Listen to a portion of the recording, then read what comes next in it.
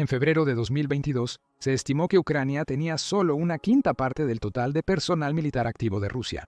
Eso es solo alrededor del número de vehículos militares que posee Rusia, el 10% de su fuerza aérea y el 10% del presupuesto nacional de defensa en general.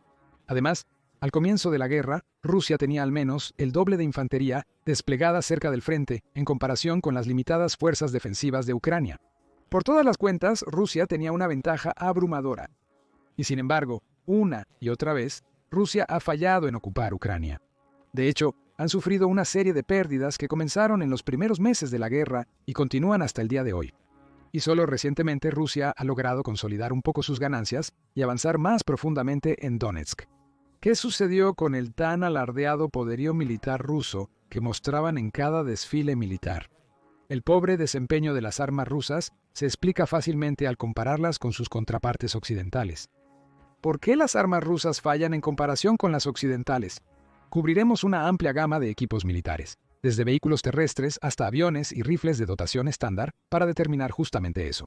Rusia y Ucrania iniciaron la guerra usando principalmente equipos militares de la era soviética y sus actualizaciones posteriores, pero Ucrania ha estado recibiendo constantes donaciones de municiones occidentales. Al ejército ucraniano se le ha enviado armamento y equipo moderno muy necesario, y lo ha utilizado todo al máximo efecto para detener la invasión rusa mucho más tiempo del que cualquier estratega pensó que era posible. Comencemos con los tanques rusos. Se podría decir que el T-90, pero toda la línea de tanques T-soviéticos, desde el T-64, T-72, T-80 y T-90, forman una serie de mejoras tecnológicas continuas desde la era soviética, cuando el T-64 fue el tanque principal en los años 60. Sin embargo, la mayoría de los tanques se basaron en métricas, tácticas y doctrina militar similares durante su producción. Por ende, es acertado afirmar que comparten su insuficiencia frente a los diseños occidentales. El T-90 y su versión más moderna, el T-90M, no fueron los primeros tanques utilizados por Rusia al inicio de la invasión. Ese honor probablemente va para sus primos mayores, los T-80 y T-72 Samsung. Esto se debió a la falsa creencia de que Ucrania no podría repeler ni siquiera los diseños rusos más antiguos. Rusia consideraba que su gran arsenal de tanques T-80 y T-72, relativamente baratos de fabricar y reparar, eran suficientemente buenos como vehículos desechables, siempre que tuvieran partes funcionales. Se creía que estarían a la altura de cualquier contraataque ucraniano. Pero solo unos meses después de la guerra, estaba claro que los T-72 y T-80 prácticamente no eran rival para las defensas ucranianas. Rusia comenzó a perder cientos de tanques mensualmente. ¿La razón? Estos tanques no fueron diseñados para el uso que les dio Rusia en la guerra. El T-72 se basó en el T-64. El T-62 fue un tanque soviético desarrollado después de la Segunda Guerra Mundial para contrarrestar la amenaza estadounidense. Tanques. Con ese fin, el T-62 utilizó munición antiblindaje, el proyectil de sabot estabilizado por aletas, cuyo único trabajo era penetrar a través de la armadura de la época, inutilizar vehículos enemigos o infligir daños graves en posiciones fortificadas. El T-62 fue un intento sólido de crear un tanque con esas características, pero su cañón resultó poco fiable y corto, lo que limitaba su efectividad a distancia. El T-64 intentó remediar eso mejorando el cañón, pero los soviéticos sobrediseñaron un poco el tanque, poniendo demasiadas piezas pequeñas y mejoras mecánicas. Esto contradijo la noción predominante de la época de que la cantidad era una calidad en sí misma. El T-64 fue un excelente tanque de batalla para su época, pero su costoso mantenimiento y reparaciones lo hicieron significativamente más caro de desplegar en grandes cantidades que sus predecesores. Así, el T-72 fue diseñado principalmente para solucionar ese problema.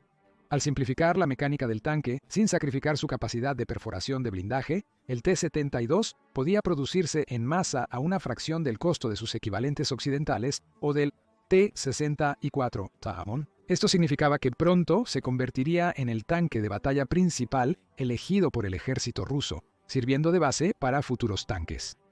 Lamentablemente, ese es justo el problema. Verás, una de las adiciones que introdujo el T-64 fue un cargador automático, un mecanismo que automáticamente intercambiaba una ronda usada por una nueva del arsenal interno del tanque. El cargador automático permitía a los tanques rusos prescindir de un soldado para cargar, reduciendo el tamaño del casco y permitiendo más defensas y mecanismos. El cargador automático redujo significativamente el tiempo de inactividad del tanque, lo que reforzó la creencia soviética de que la cantidad es calidad. Sin embargo, en la práctica, el cargador automático ha sido un gran riesgo en la guerra. Los sistemas de carga guardan la munición de repuesto dentro de la torreta y cerca de la tripulación. En tanques antiguos como el T-70I-2 y T-80, el área de la torreta no tiene blindaje reforzado. Así, la torreta es especialmente vulnerable a proyectiles perforantes o explosivos. Si un proyectil de este tipo penetra la torreta y detona, puede causar una reacción en cadena de explosiones de munición sin usar, lo que lleva a la explosión completa de la torreta. Los tanques occidentales evitan este problema con escotillas de seguridad y sistemas de ventilación, para que la explosión salga de la torreta y el tanque elimine el exceso de munición. Los T-90 resuelven esto llevando menos munición y mejorando ligeramente la protección de la torreta. No obstante, las tácticas en la guerra de Ucrania diferían mucho de aquellas para las que los tanques fueron diseñados. En lugar de intentar sobrevivir a los misiles antitanque como el Javelin, Ucrania ha usado drones con bombas para devastar los tanques rusos desde el aire. Mientras que el primero solo tiene una pequeña posibilidad de desencadenar una falla catastrófica del cargador, el último aumenta significativamente las probabilidades. Además, se ha examinado el sistema de cargador automático, con informes que muestran que es propenso a fallar, inutilizando el armamento principal del tanque. La combinación de un sistema mediocre, con el hecho de que no puede sobrevivir a la munición moderna perforante de blindaje, es lo que hace que los tanques rusos estén por detrás de los occidentales. La guerra de drones de Ucrania ha vuelto obsoletas las incursiones rusas en tanques más nuevos. El T-14 Armata, sucesor del T-90, se ha exhibido en convoyes rusos desde 2022. En 2024, los 14 construidos hasta ese momento fueron desplegados en el frente.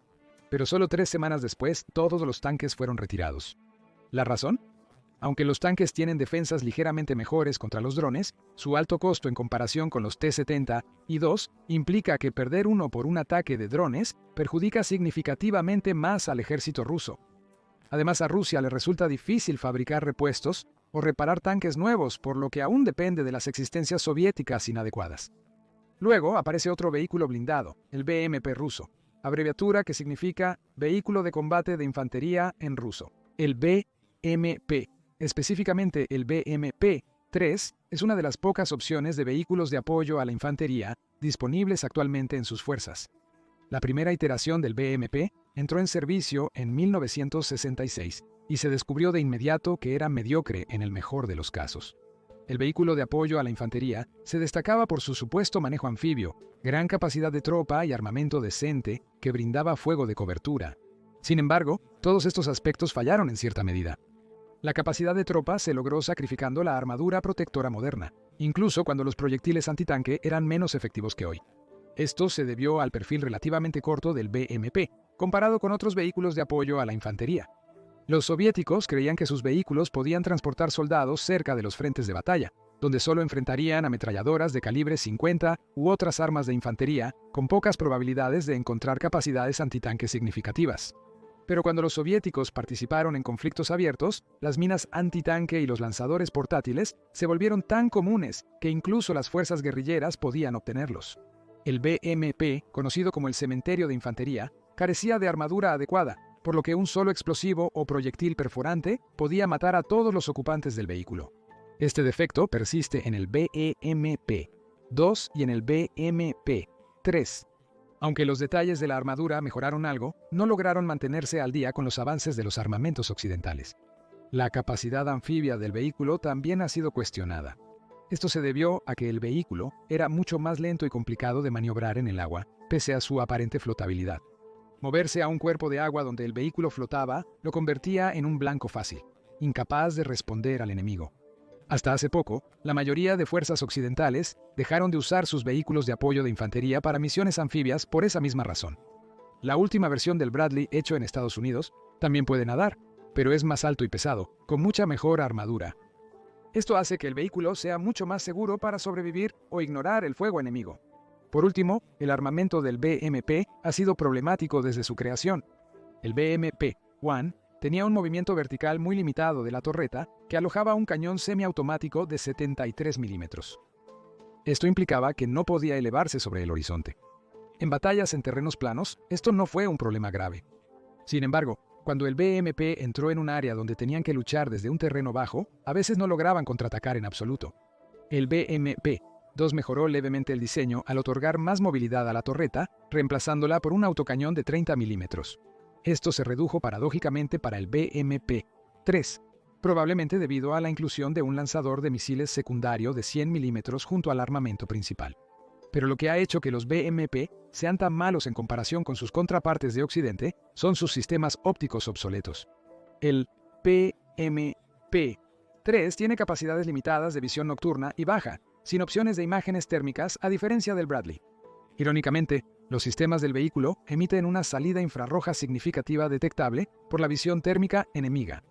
En una pelea entre un Bradley y un BMP, el primero podrá detectar su objetivo y abrir fuego mucho antes.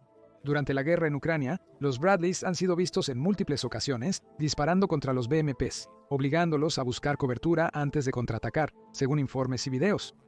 Rusia ha perdido más de la mitad de sus 4.000 BMPs en todas sus versiones durante los últimos 35 meses de guerra. La magnitud de las pérdidas indica que aunque el autocañón de 30 milímetros y el lanzador de 100 milímetros son armas letales, serán inútiles si el enemigo dispara primero. Pasemos a las fuerzas aéreas rusas. Más específicamente, la incapacidad de Rusia para aprovechar sus aviones de combate y drones para crear superioridad aérea sobre los cielos ucranianos. Necesitamos prevenir esto señalando que dos de los aviones de combate más avanzados de Rusia, el Su-35 y el Su-57, en realidad se comparan favorablemente con sus contrapartes occidentales, el F-16 y F-35. De hecho, el F-16 y el Su-35 tienen más similitudes que diferencias. Ambos son aeronaves altamente maniobrables orientadas al combate aéreo. No obstante, los Su-35 poseen un alcance de combate superior con un radar más potente, capaz de detectar aviones o fijar objetivos a mayor distancia que su equivalente occidental. Sin embargo, en escenarios de combate reales, los F-16 y los Su-35 no han luchado entre sí. Rusia y Ucrania han usado sus aviones de combate para lanzar ataques a larga distancia en el territorio del otro, sin que los aviones entren en el espacio aéreo del oponente. Esto se debe a que Rusia y Ucrania tienen capacidades significativas de defensa antiaérea, lo que hace que cualquier misión directa sea muy arriesgada para los aviones involucrados. Pero los F-16 tienen algunos trucos, como sistemas electrónicos modernos que les permiten enlazar datos a otros aviones o al control terrestre desde más lejos. Esto permite utilizar el avión de manera más efectiva para explorar y detectar el movimiento o las posiciones enemigas. Además, los F-16 pueden maniobrar bien a baja altitud, lo que les permite volar por debajo de los radares del Su-35 y realizar ataques encubiertos. El F-35 y el Su-57 también están más o menos igualados en términos de armamento, rangos de compromiso, rangos operacionales y maniobrabilidad. Sin embargo, el Su-57 está pobremente equipado en términos de sigilo y aviónica. El F-35 puede evadir la detección gracias a sus modernas contramedidas electrónicas y de diseño para el radar. Esto permite al avión estadounidense adentrarse más en territorio enemigo o enfrentar al enemigo desde una posición más favorable. Pero donde la Fuerza Aérea Rusa realmente comienza a perder en casi todos los aspectos es en los bombarderos. El bombardero sigiloso ruso, Tupolev Perspektiva Aviationaya Komplex, DA, es una incorporación muy anticipada al arsenal de la Fuerza Aérea de Rusia. Se cree que el bombardero sigiloso posee una tecnología de sigilo superior, similar a la de los B-21 Raiders que recién iniciaron pruebas de vuelo. Esto, junto con las 30 toneladas de misiles supersónicos que el Perspektiva Aviationaya Komplex DA puede llevar más que la capacidad del B-2, debió permitir a Rusia bombardear Ucrania a distancia con mínimas repercusiones.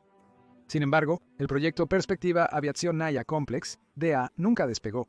Los diseños iniciales para el bombardero comenzaron en 2007 enfrentando problemas de motor que retrasaron la presentación de 2023.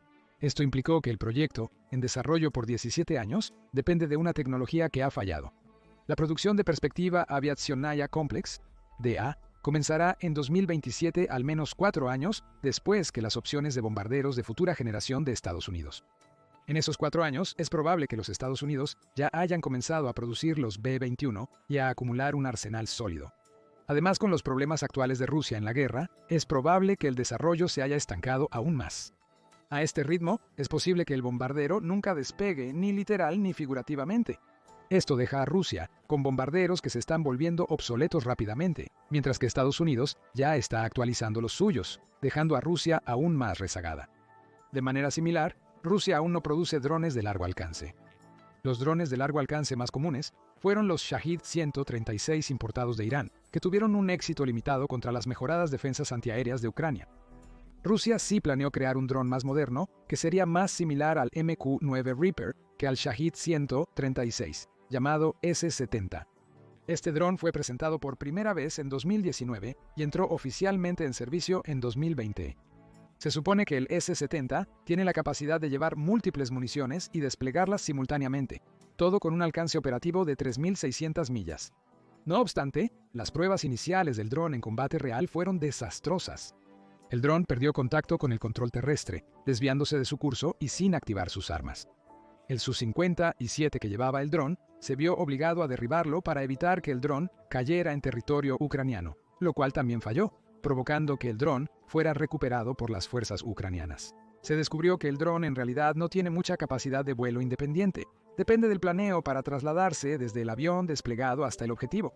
Esto implica que el dron es casi desechable, ya que no puede regresar fácilmente al centro operativo.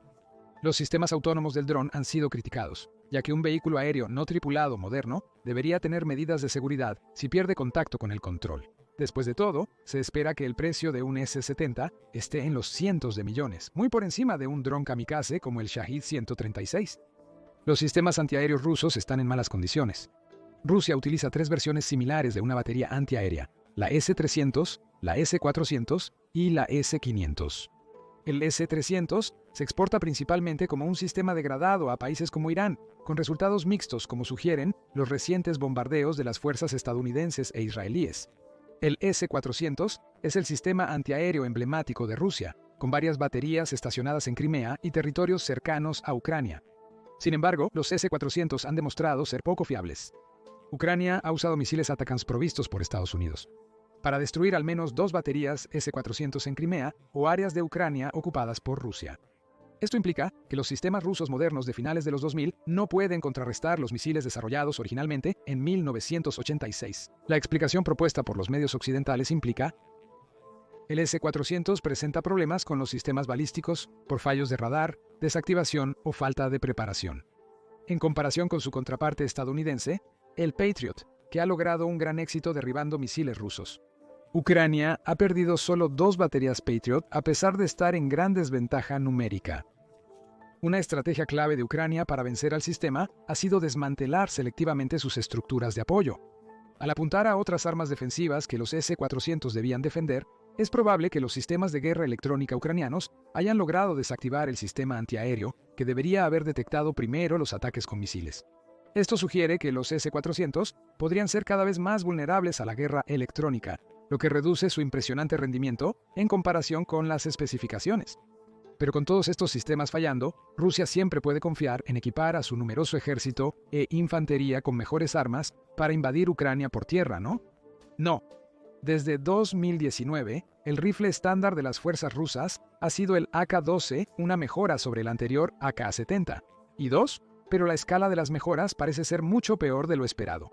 El AK-12 inició sus pruebas en el año 2012, cuando se determinó que el AK-70 y 2 se acercaba a la obsolescencia frente a los rifles modernizados de Estados Unidos.